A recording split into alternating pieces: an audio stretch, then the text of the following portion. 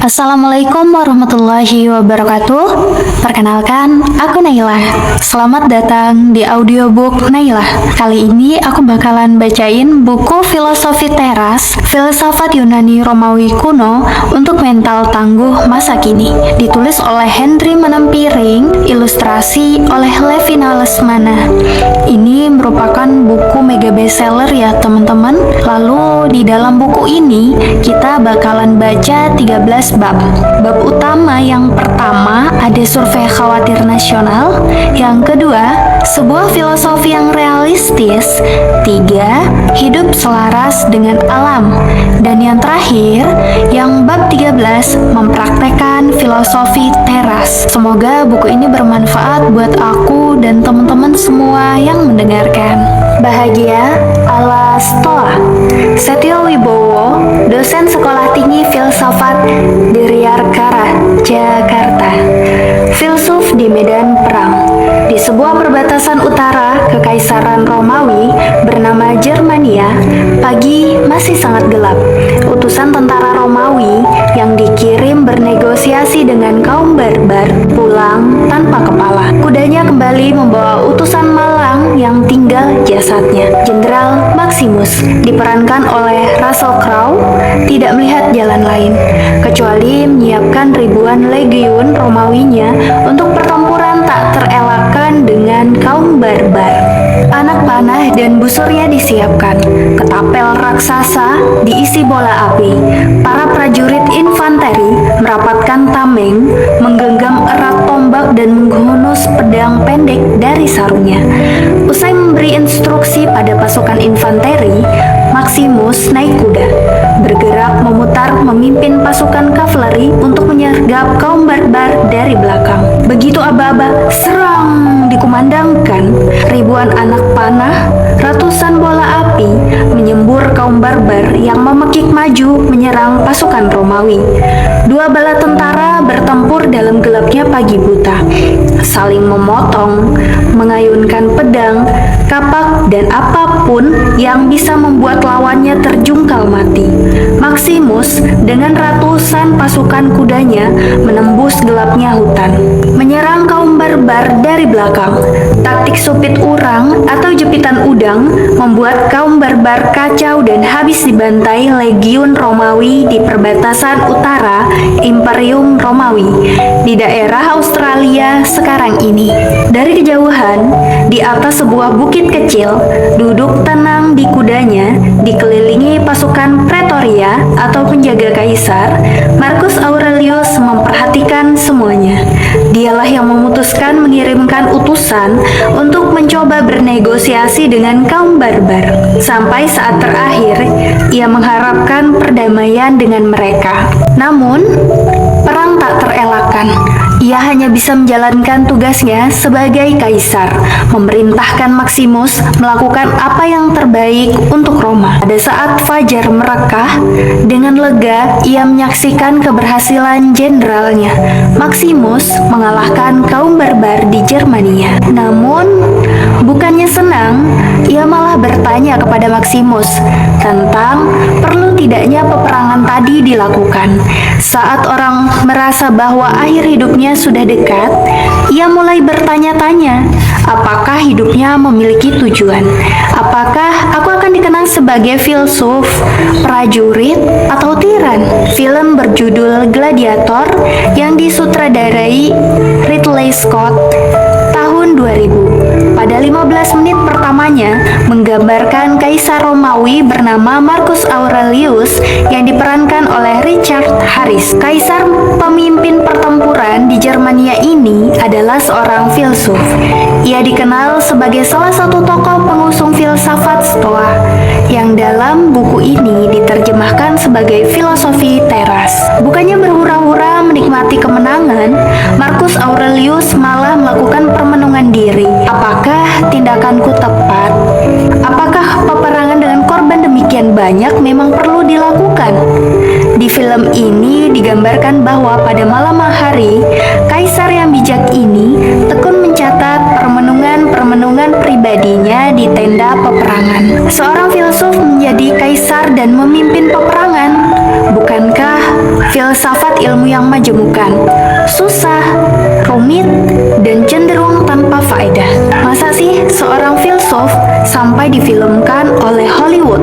Tontonlah film Gladiator. Untuk saya sendiri, film ini tak terlupakan. Marcus Aurelius adalah filsuf dan ia menulis buku yang sampai sekarang ini 1800 tahun setelah kematiannya masih dibaca dan direnungkan banyak orang. Judul bukunya setidaknya demikian. Yang selama ini dipercaya orang adalah Ace Hatten for himself, kadang diterjemahkan sebagai meditation.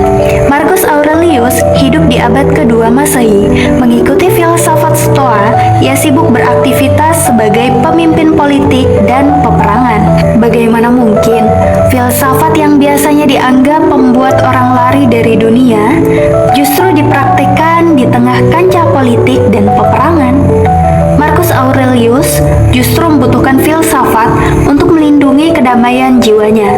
Lewat latihan konkret dan menuliskan setiap hari refleksi atas pengalamannya, Marcus Aurelius membangun jiwanya seperti benteng yang kokoh. Mengikuti Epictetus, seorang budak Romawi, ia selalu berlatih memilah apa yang tergantung padaku dan apa yang tak tergantung padaku, supaya terhindarkan dari penyakit jiwa, yaitu emosi-emosi negatif. Selain itu, Marcus Aurelius mempraktekkan kategori sulit dalam filsafat Stoa, yaitu kante konta, kewajiban-kewajiban sosial yang sebenarnya tidak wajib, tetapi toh selayaknya dilakukan. Filsafat Stoa relevan. Apa buktinya bahwa filsafat Stoa relevan? Apakah generasi milenial yang hidup dengan gadget dan media sosial masih perlu membaca filsafat? Untuk kita zaman now, ajaran yang asal-usulnya sudah ribuan tahun bukankah sudah jadul? Pertama, kita jangan berasumsi buruk dulu pada filsafat. Bisa jadi kita memang belum pernah membaca filsafat. Bisa jadi kita salah belajar filsafat atau salah mendapatkan guru filsafat. Sehingga bukannya senang pada filsafat, kita malah jadi benci dan alergi pada filsafat. Filsafat Stoa berbeda. Ia adalah sebuah way of life, jalan hidup. Bukankah kita sudah punya agama? Lah, apa salahnya beragama sambil mempelajari filsafat supaya agama kita makin mantap?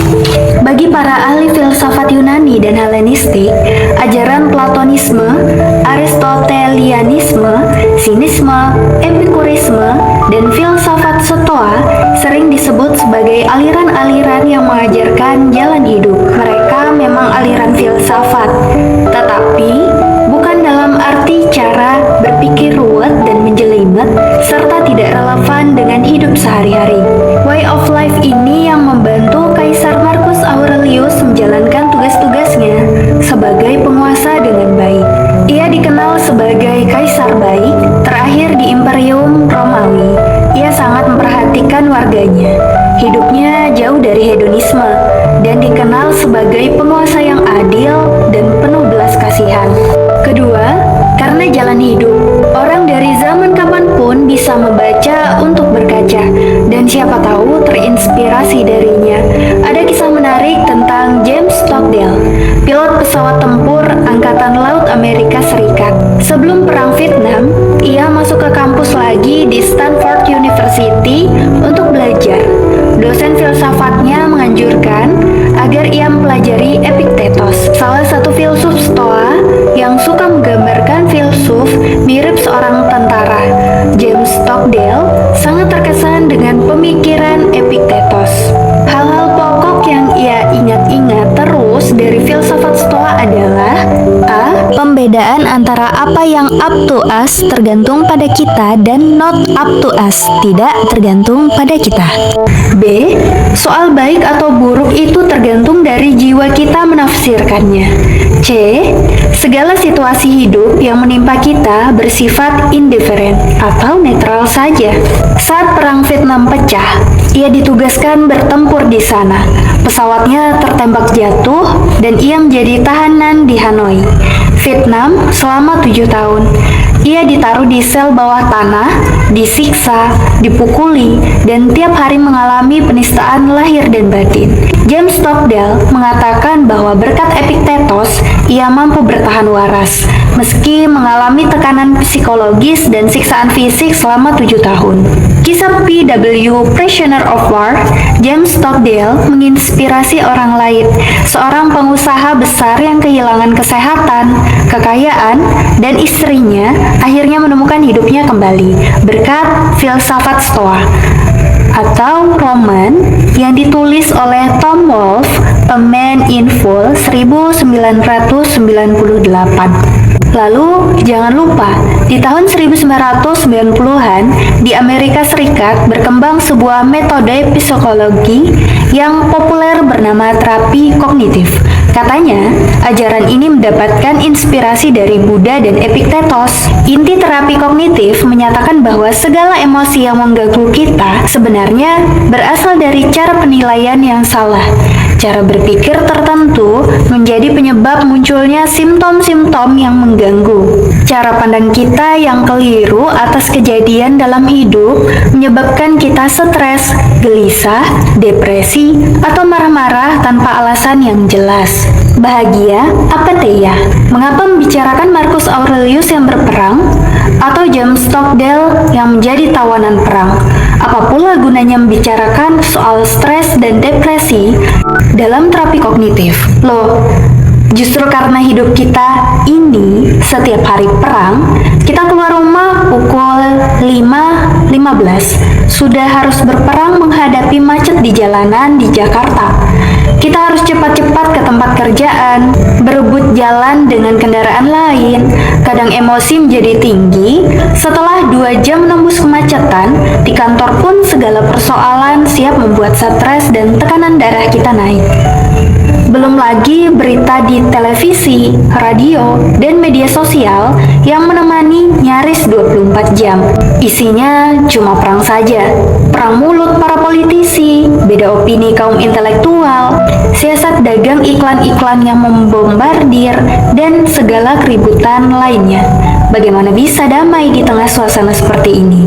Bisakah berbahagia dalam hidup yang dari pagi berangkat kerja sampai malam pulang kerja selalu dipenuhi konflik dan ketegangan tanpa henti? Filsafat Stoa mengusung kebahagiaan yang tidak lazim. Mereka mengatakannya sebagai ataraksia, sebuah kata Yunani yang akarnya dari ataraktos. A sama dengan not dan tarasein sama dengan to trouble. Ataraksia dengan demikian berarti not trouble, untroubled, undisturbed. Kebahagiaan yang kita bayangkan sebagai jiwa yang tenang dan damai digambarkan oleh kaum Stoa sebagai situasi negatif, yaitu tiadanya gangguan. Bahagia adalah saat kita tidak terganggu. Dalam istilah lain, kadang juga dikatakan sebagai apatheia, kata Yunani yang artinya a sama dengan not dan pathos sama dengan suffering. Sehingga apatheia adalah situasi di mana kita free from emotion, free from suffering, freedom from passion. Sama dengan sebelumnya, kebahagiaan bagi Stoa bersifat negatif logis, yaitu tiadanya penderitaan, tiadanya emosi, saat kita tidak diganggu oleh nafsu-nafsu seperti amarah, kecewa, rasa pahit, dan rasa iri hati. Bagaimana caranya mencapai kebahagiaan seperti itu? Kalau kita ingat betapa kita mudah stres, marah di jalanan, kalau kita timbang bagaimana Facebook, grup WhatsApp, dan berita di media sosial memicu emosi. Bagaimana caranya agar bisa terlepas dari gangguan-gangguan itu? Mengapa itu semua disebut gangguan? Kalau kita banyak marah-marah dan gampang emosi, bukan hanya tetangga dan orang serumah yang terganggu, kesehatan kita pun lama-lama bermasalah. Buku Filosofi Teras karya Henry Manampiring hadir untuk memberikan kepada Anda jalan menuju ketenangan jiwa. Penulis buku ini telah mengalami sendiri stres dan kesulitan-kesulitan dalam hidupnya karena banyak marah-marah seperti di atas. Meski bukan alumnus fakultas ilmu filsafat, penulis buku ini berhasil membuat buku menarik tentang filsafat Stoa. Ini luar biasa. filsafat sebagai praktik hidup ia jalani dan jalankan betul-betul. Henry Manampiring menjadikan dirinya sendiri kelinci percobaan. Karya yang berada di tangan Anda sekarang ini adalah sebuah way of life yang sudah dicoba dihayati oleh Henry Manampiring sendiri. Bila Anda hendak mencoba menerapkan filsafat Stoa bagi diri Anda sendiri, percayalah, Marcus Aurelius, James Stockdale, dan si penulis buku ini juga telah memetik hasil-hasil yang konkret. Latihan mengatasi emosi. Setiap manusia mencari kebahagiaan, hidup yang tenang. Filsafat bagi kaum Stoa bukanlah untuk sekedar mengisi waktu atau menumpuk ide untuk bergaya di depan kaum awam. Filsafat adalah praktik dan latihan askesis, sebuah seni hidup. Epictetus dalam Enchiridion 46 mengingatkan, never call yourself a philosopher, nor talk a great deal among the unlearned about terms, but act conformable to them. Atau, jangan suka menyebut diri Anda sendiri sebagai filsuf. Jangan banyak berbicara di depan orang awam tentang teori-teori filsafat. Tidak penting itu semua, karena yang pokok adalah bagaimana Anda hidup sesuai apa yang Anda pelajari. Di mata Stoa, bahagia itu sederhananya adalah manakala kita terbebaskan dari emosi atau segala rasa penasaran yang mengganggu. Orang Yunani menyebutnya pathos, dari kata kerja pasken, artinya mengenai atau menderita sesuatu. Pathos dalam bahasa Inggris menjadi passion atau nafsu. Dalam pemikiran Stoa, pathos atau passion terjemahan mudahnya adalah emosi negatif atau emosi yang buruk. Apa yang disebut emosi negatif atau passion berbeda dengan hasrat, desire Yunani orexis, yang oleh kaum Stoa dianggap sebagai alamiah dan netral belaka. Hasrat adalah impuls atau dorongan meraih tertentu, dan hasrat selalu mengandungi di dalamnya aktivitas representasi terhadap objek yang dihasrati, di mana representasi tersebut mau tak mau sudah memuat persetujuan rasio terhadap value judgment dalam representasi itu sendiri. Bila hasrat akan sesuatu tidak terpenuhi, misalnya hasrat akan gawe terhambat, atau bila kita menghasrati sesuatu yang tidak masuk akal, misalnya berhasrat tidak mati, kita jatuh dalam emosi negatif. Bagi kaum Stoa, emosi negatif didefinisikan sebagai hasrat yang eksesif. Misalnya, saat menghendaki sesuatu yang jelas-jelas tidak masuk akal, atau menghasrati supaya tidak tua. Lewat latihan-latihan konkret, filsafat Stoa hendak menolong kita bebas dari hasrat eksesif. Lalu, jelas dengan sendirinya bahwa hasrat dalam dirinya sendiri tidak dibuang. Kadang, memang ada pernyataan Epictetus yang seolah-olah kita harus memotong semua hasrat. Ungkapan ini dikenakan terutama ketika orang baru memulai latihan atau askesis. Namun, pada tahap yang lebih lanjut, orang bijak tetap hidup dengan hasratnya, tetapi hasrat yang lurus dan selaras dengan logos universal. Dalam pergaulan sehari-hari, kita tentu memiliki pengalaman yang tidak enak manakala hidup diisi oleh rasa marah, selalu empat sama orang tertentu, sehingga mendengar namanya saja, kita sudah misu-misu kehilangan kendali diri. Marah muncul entah karena iri hati, mengapa orang lain lebih baik dari saya, entah karena dari rasa sesal dan pahit. Sebab pernah merasa dijahati, difitnah, atau dikejami oleh orang yang bersangkutan.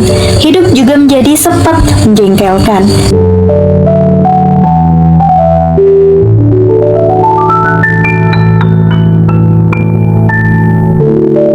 Kalau diisi oleh paranoia, selalu melihat ancaman dan kejahatan sedang berkonspirasi melawan diri kita. Orang menjadi paranoid karena dihantui oleh ketakutan di masa depan, oleh bayang-bayangan fantasinya sendiri bahwa orang-orang dan takdir sedang berusaha menjatuhkannya. Sebaliknya, jangan dikira bahwa kelekatan pada kesenangan serba nikmat membawa bahagia. Tidak, orang yang selalu mencari senang-senang dalam hidupnya adalah orang yang merana, manakala terlalu terlalu banyak waktu luang. Kapan bisa happy-happy lagi? Kapan makan enak lagi? Kapan jalan-jalan lagi? Bagaimana caranya supaya bisa bahagia? Terhindar dari rasa campur aduk yang memorak-porandakan batin. Bagaimana bisa tenang, terbebaskan dari rasa perasaan negatif? Filsafat Stoa mengajarkan untuk mencermati 4 jenis emosi negatif yang menjauhkan kita dari kebahagiaan atau ketenangan batin, yaitu iri hati, takut, rasa sesal atau pahit, dan kesenangan atau kenikmatan. Insight tajam kaum Stoa memberitahu kita bahwa emosi negatif bukanlah perasaan liar, bukan pula hal irasional yang tak bisa dijelaskan asal-usulnya. Emosi adalah bagian dari rasio. Emosi negatif adalah opini yang mengatakan bahwa sesuatu itu buruk, sehingga muncul rasa sesal dan rasa takut. Atau opini yang mengatakan bahwa sesuatu itu baik, sehingga ada rasa senang dan rasa mengingininya. Bila opininya berkenaan dengan masa kini, yang muncul adalah rasa senang dan rasa sesal. Sedangkan bila berkaitan dengan masa depan, yang keluar adalah rasa iri dan takut. Berbagai jenis rasa merasa yang meruyak dalam hati kita, seperti rasa marah, empat, sepet, paranoid, adalah jenis-jenis emosi yang bisa dengan mudah dimasukkan ke dalam salah satu jenis emosi negatif tadi. Dengan mendefinisikan emosi negatif sebagai opini, sebagai aktivitas rasio, maka kaum Stoa memberi kita kunci untuk mengendalikan emosi negatif. Bagi Stoa, di dalam rasio kita ditemukan yang namanya hasrat, kehendak, keinginan, nafsu, sekaligus cara berpikir. Dengan menyatakan bahwa semuanya ada di dalam rasio yang sama, maka emosi-emosi negatif bukanlah sesuatu yang irasional. Sejauh emosi muncul dari rasio, maka emosi dengan sebuah rasionalitas juga tetap rasionalitas yang melenceng.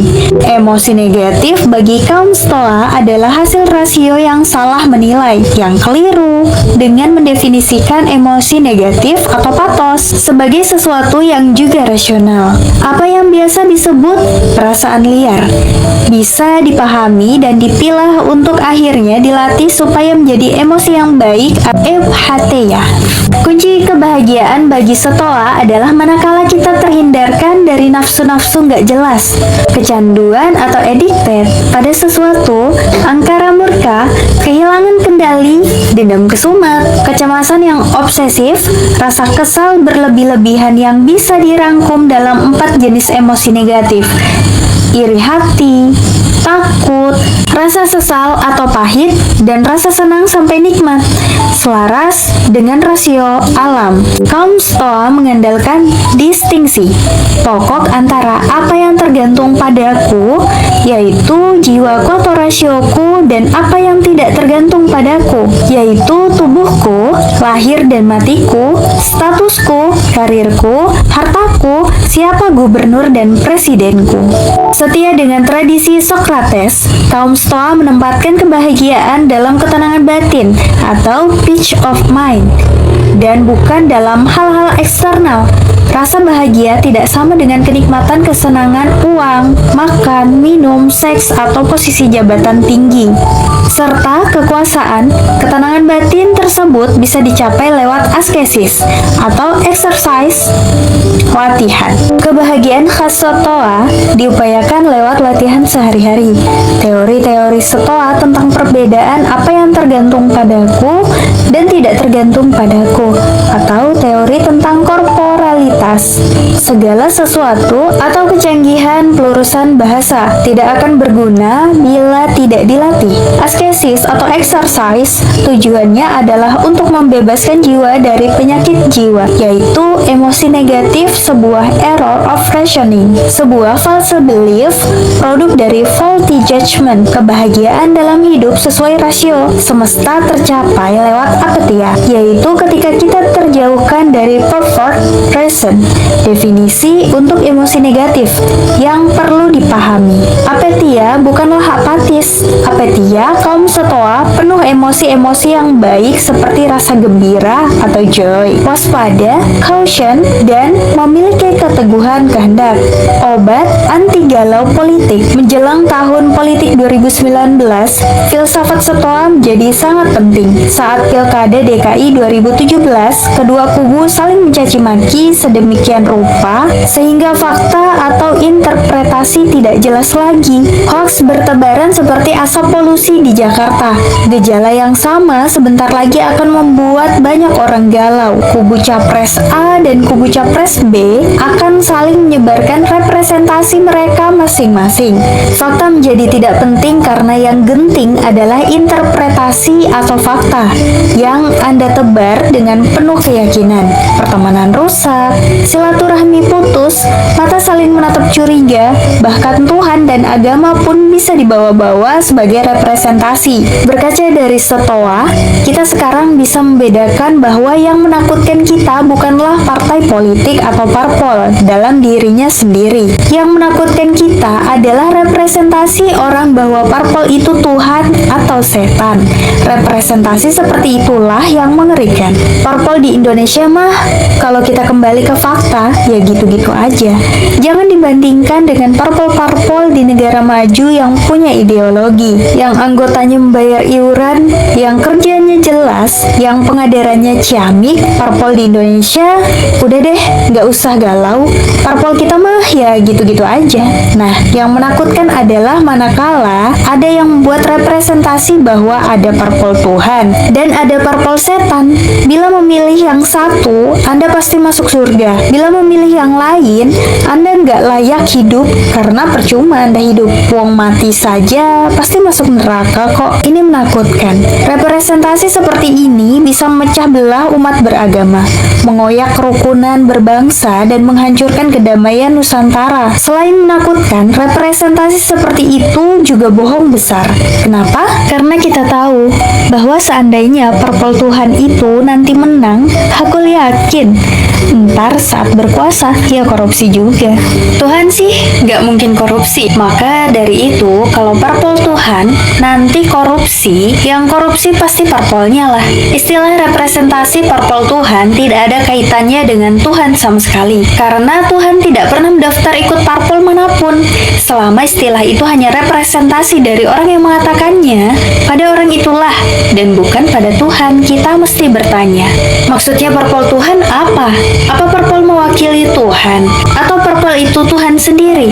Atau barangkali cuma mengatasnamakan, mengklaim nama Tuhan saja buat parpol? Kalau dengan akal sehat kita bisa menduga jawabannya, yang terakhir ya sudah, kita biasa-biasa aja juga lah. Pun kalau seandainya setelah menang pemilu parpol itu korupsi, kita juga tidak kaget.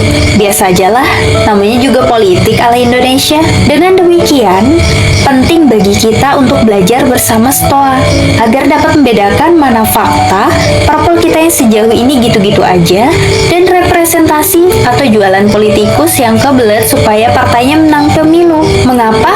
Supaya kita tetap waras, tidak gampang galau diombang-ambingkan hoaks atau opini orang-orang yang kurang ngopi, demi lestarinya persaudaraan dan silaturahmi antara anak bangsa.